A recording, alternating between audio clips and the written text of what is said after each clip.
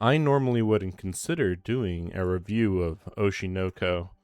However, Season 3 was an especially interesting point in this story's lifetime. So, as it turns out, the entire story will be done by the end of Season 4. And it's not too surprising because it did seem like the manga started and ended fairly quickly. And, it's kind of a flash in the pan type of show. It shocks you with how it begins and has a very unique story setup. As time went on, it seemed like people talked about it less and less, but I didn't actually follow the manga, so I wasn't sure what people liked or disliked about the later portions of the manga. So here we are past the halfway point of the series, and up to now I would have said that it was a very good show, and they're focusing on portraying many controversial parts of the entertainment industry in Japan. And I thought that they were doing a pretty good job. Some stuff is way more focused than others. It seems like they went as much into the theater as you possibly could go, whereas with the idol stuff, it seemed a little lacking in depth, but perhaps it could be because there are a lot less elements that the idols themselves do compared to in a theater. With the idols, obviously the idols do the actual forward-facing work for the fans, but what you don't think about too much is, that background work doesn't really show itself as being that interesting to watch in anime. So while they do show a lot of the background work that goes into it, I don't think they go into it as much as they probably should have. And also it is controversial since it would end up overlapping with how anime are made, which is also equally questionable. It is mentioned in Season 3 at one point that the talent, the people at the bottom of the entertainment industry, don't get the rewards as often as the production committees and the distributors. And that is doubly true for anime, I would say. So they do address questionable things in Japanese entertainment in this season, but you can clearly see there's points where they pull away from blaming upper management. Even when they do address it, they kind of act as if upper management isn't truly to be at fault. They were just doing the best they could, which is, sure they were. But this entire season was, for the most part, focused on making Ruby more of a character, which up to this point, she just seemed like a pretty generic, I want to be an idol type of girl. But at the end of the last season, she found out about the deeper plot with the murders and stuff.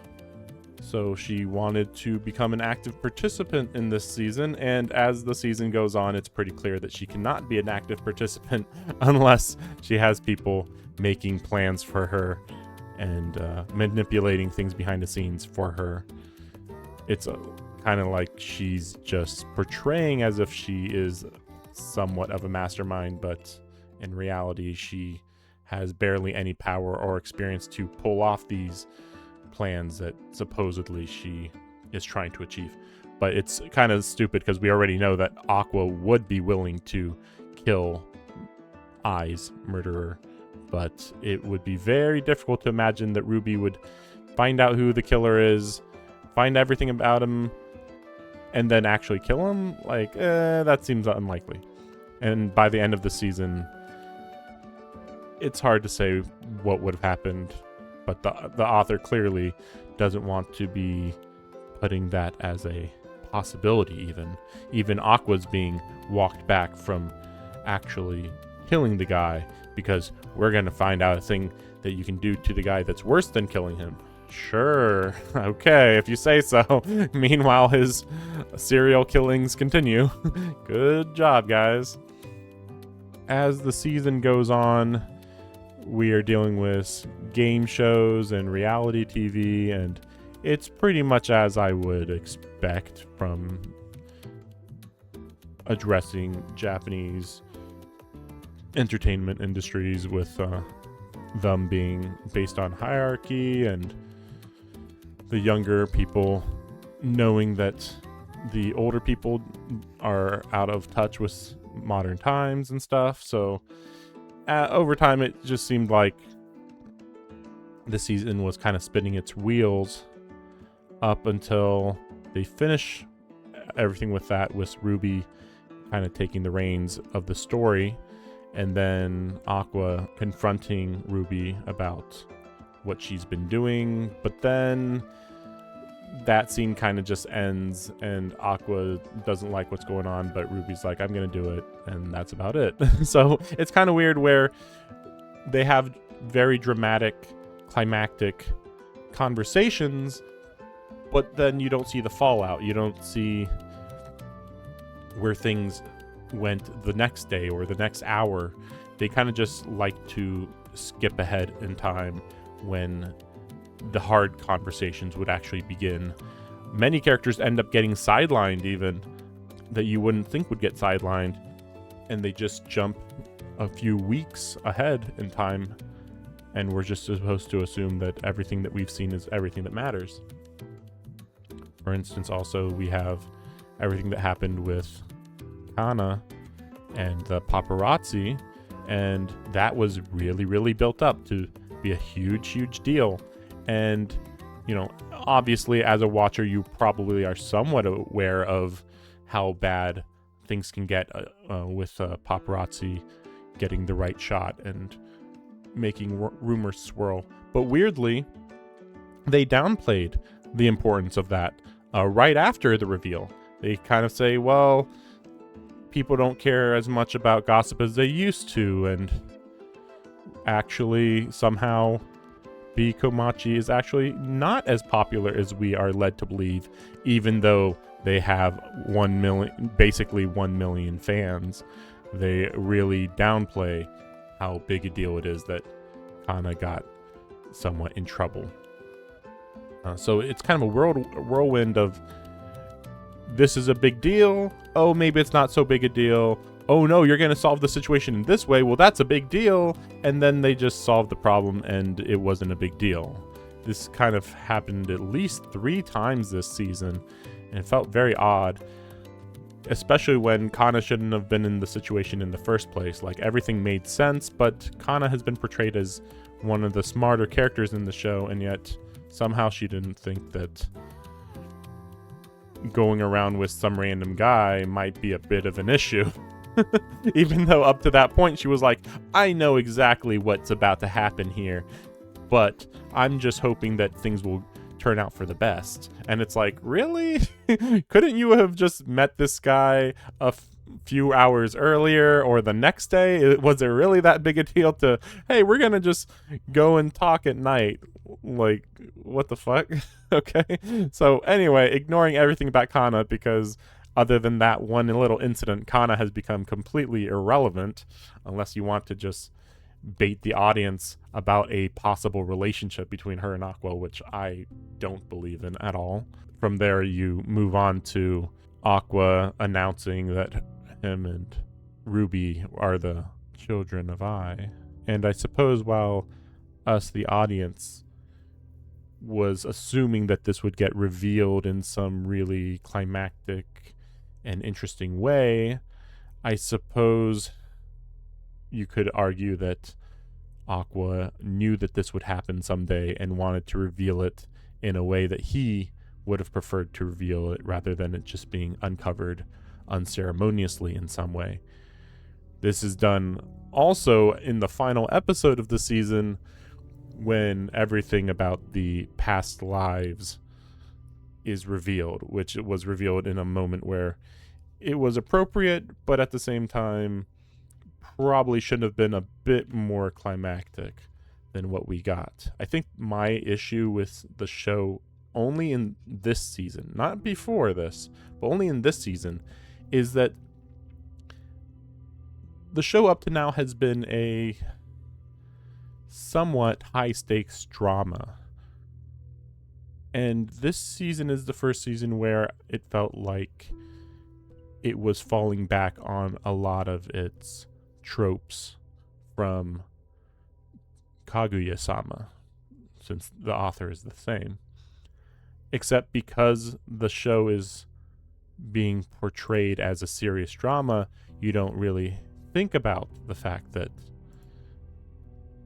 these two stories would have anything in common. And yet, again, it's the same author. At the end of the day, he's going to have a lot of quirks that are going to carry over. The music and the art style has been just so different, you wouldn't actually even connect these two stories together. So, in a way, that is a good thing. But at this point in the story, when the author's shortcomings are becoming more and more clear, I ended up feeling like some music cues and some framing of some events didn't quite make sense or were overly dramatic when they shouldn't have been. There was, I think, 2 moments in the season where a song was played for a very emotional moment, and I felt like it didn't fit the scene at all. The personal scene between Aqua and Ruby really feels awkward when this emotional music is playing, and I just want to hear what the characters are saying. This music is distracting. I just need the dialogue and the emotions of the voice actors in this scene. I don't need an insert song. Get it out of my face. What the fuck? So that was a big problem in my eyes. Also, probably the biggest, I don't know if you'd call it a plot hole, perhaps just plot contrivance of the entire story, is the reveal that I created these videotapes for Aqua and Ruby, and they have never been mentioned before now, and suddenly this is kind of what the story is about. About these videotapes that were shown to Aqua, but for some reason not Ruby, and also this is what's driving the force between the final arc, which is a focus on seemingly a autobiographical story that I maybe not wrote about herself, but kind of revealed about her life to some extent. They're very coy about what this tell-all story, which they're making into a movie, is going to actually entail. I assume it's just going to be a superbly directed backstory of her life, probably. I think that that's not necessary in the story, but I suppose that this is how you tie the killer's backstory into the story as well. And considering the killer isn't really a character, even though he's shown up 2 or 3 times, he might as well not have shown up because of how little we understand anything about him. There were times in this season where it started making me wonder, are they going to just make him into a victim in some way, that we're supposed to pity him, perhaps? But then we see him continuing to kill after all these years, and so that seems very unlikely. And then on top of that, we don't know what his goals are, so, whatever Aqua plans to do about revealing things about him, there's no guarantee that he's going to actually care about whatever they're doing.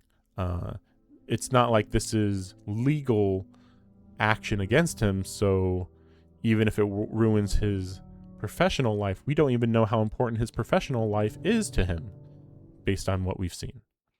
I would like to say that the pacing at the beginning of the season was definitely a problem for me.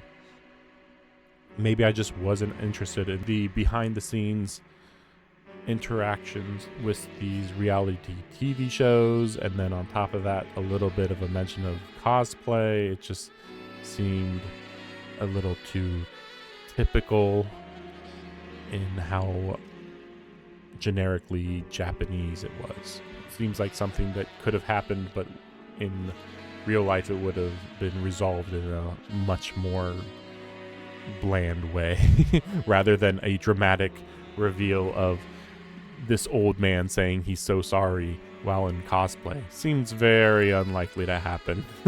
but anyway, I just felt like that wasn't that interesting. Kana and the reporter or paparazzi was okay, but it ended too quickly, and also how it was solved. Obviously, it felt a little too easy, but there was some sacrifice to it, so I guess I can't blame it that badly or going that route. But I think it would have made a bit more sense if it was Mem, just because she's, sorry to say, the dumbest person of the group and the most likely to have friends that maybe want to sabotage her, I feel like. But maybe I'm wrong, but still, I feel like that made more sense than Kana. Everything with Akane in this season was really great, but she's basically only in the season for about 12 minutes or something. So cool. Okay. Wish we got more Akane, but whatever. She's a little bit too much of a main character, I suppose, to actually have her in here when we're trying to focus on Aqua and Ruby. Honestly, as much as I like Akane, they really should have just not had her in the series. She's kind of distracting as far as a side character goes, because she kind of tries to take over the main story throughout the story. Also funny when they showed that Ruby was so mad at Aqua, and then we reversed this after only 2 or 3 episodes, and she's realizes who Aqua really is, and then she's all literally touchy-feely. Just felt like this would play really well if you were reading maybe 5 chapters of a manga, but when you're only watching 3 episodes and plenty of time you don't see Ruby and Aqua ignoring each other, it kind of feels like, as important as that is, they didn't focus on that as much as maybe they should have. Like, maybe they should have had the Ruby Aqua conflict start at the beginning of the season and then resolve it at the end. But obviously manga pacing is always what this is about, and maybe certain parts of the story would have been way too difficult to do if they hated each other for too long. So while most of the season I did think was fine, certain ways that they resolved these plot points felt unsatisfying to me, and so most of the season I would overall say was a disappointment to some extent. Overall, I'm giving this season a 5 out of 10, which is very disappointing because I didn't really have any issues with the first 2 seasons. Obviously the first episode is the best, but there was plenty of great stuff in the first and second season for all kinds of reasons, really. Both character and art, music, and showing what the entertainment industry is like throughout all the story in the first half of the whole franchise. This franchise. But here we are in season 3, where we're finally doing big reveals, and it's really not hidden for me, and I'm very confused. And so, yeah, it's a 5 out of 10 for me. However, I do want to quickly mention this. Episode 11, the final episode, I almost gave it a 10 out of 10. Maybe I'll just say it's a 9, maybe 9.5 even. Because as much as I do have some issues with how Aqua and Ruby reveal their past to each other out of the blue like this, and how out of nowhere Aqua and Ruby reveal their inner thoughts about things that were happening all season. Like, I wish that we had heard these inner thoughts way earlier in the season.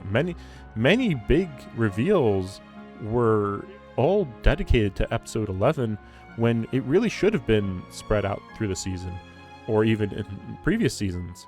At one point, it's mentioned about how she feels about finding Sensei's dead body at the end of last season, and that would have been really nice to hear at the end of last season or the beginning of this season, because boy, did we kind of just not address that as much as we probably should have in the story.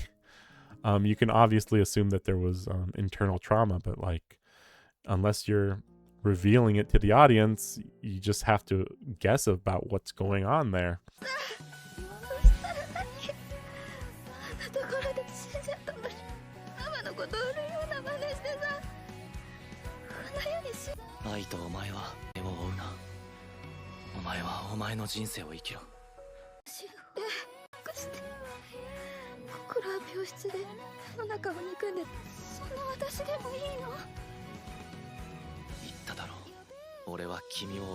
But yeah, so I definitely have a problem about the pacing of revealing these inner thoughts all being put into episode 11. But that's my only real issue with episode 11. I'm, by the way, ignoring the white-haired little girl. I don't know why she even exists in this story. I wish she just didn't. I mean, I get that she's probably just some weird local god that was doing some people a favor in their moment of need, but again, it's just too random to even mention this person. Like, just, they can exist, but like, I don't think they should be a character. But again, that's minor, doesn't matter. However, then we had the dramatic reveal of Miyako's backstory, which Miyako up to now has been easily in my top 3 favorite characters of the whole story, but close to the first just because of how underrated she is. She is literally their stepmom, and it was made a big deal in, episode 2 of the first season, and even episode 1, really. But I think that they've been not giving her enough credit. And I mean, I understand this is, at the end of the day, a story focused on teens. But like, yeah, getting her whole backstory here, fully her whole backstory. Again, a little too delayed with when we got this backstory. We really should have gotten some hints here and there throughout the whole story. Again, we only have 1/4 of the story left now, and it was only at this point did we get Miyako's backstory, and really the backstory of her company as a whole, and Ichigo, her husband, who I guess I forgot they divorced. I don't remember if they divorced. I'm going to assume they divorced, but damn, it was so long ago, I don't remember. But like, yeah, I really liked these two characters in the first episode, and then they just didn't really go into their relationship at all after that. So getting all this information was great. I would actually say with this additional info, Miyako's easily my favorite character, beating out Akane. And yeah, overall, I'd say I'm less interested in Aqua and Ruby as the series went on. And episode 11 was like a dramatic finale of how much I don't think I am going to remember Ruby and Aqua in the future of watching anime in general. I wish we got more about Memcho, but we still haven't really gotten any arc with her, a focus on her, and I'd be surprised if we ever do get anything about her. I mean, she does seem to be just a generic girl who tried to attain popularity through online means and just didn't achieve it, and that's it. And I know that like not everybody's supposed to have a dramatic backstory, but everybody in this story is getting dramatic backstories, so it wouldn't have been that crazy for her to get something like that. So yeah, overall, I just felt like I needed to mention all this just because I really liked this show, but season 3's musical cues and some pacing and just the the vibe of certain scenes just felt really off. Like they want to end every episode with some big cliffhanger or some big reveal.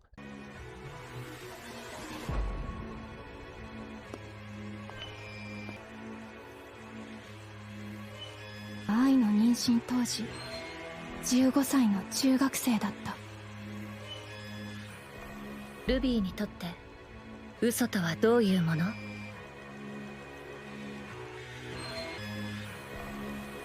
私たちの父親。And not every time will that make sense to do, even when they do it anyway. Maybe they just did a better job of doing this in season 1 and 2? I guess. I don't know. I just don't remember any of this being a big issue in season 1 and 2 at all. This is obviously an anime-specific issue. And yeah, I'm definitely interested in checking out what the heck the manga did differently, because some of these scenes just don't seem like they would make any sense in a manga format. Some scenes are like 2 minutes long, and the music's going crazy with what it's implying, but I'm like, I don't think this is supposed to be a big moment, actually. And yeah, again, just everything was the I cannot emphasize enough how, like, it's weird that this is, I thought, supposed to be focused on idols at the end of the day, but the idol stuff was completely sidelined this entire season, which was a fourth of the entire story. Like, you know, it was in there a little, but it was definitely the most background element of the entire season by far. We did not need Ruby to become a host for a variety show or whatever. But that's what we got. A lot less interesting than just everything that they did with Tokyo Blade in the last season. And how they showed so many different characters interacting with each other last season. And then here we have season 3 where it's just pretty much the Aqua Ruby show with a few cameos in 1 or 2 episodes here and there. But again, great final episode. But I almost would kind of recommend people to just skip the whole 3rd season and go straight to the final episode. As horrible as that is, it doesn't really feel like the rest of the season really ended up mattering that much. Obviously, everything was building up to the final episode to some extent, but not in a satisfying enough way, in my opinion. But yeah, thanks for watching, and I'll be reviewing plenty of other things. I don't plan to review Season 4 of Oshi No Ko, but you never know what might happen. So, thanks for watching, and I'll see you next time, I guess. See you out there.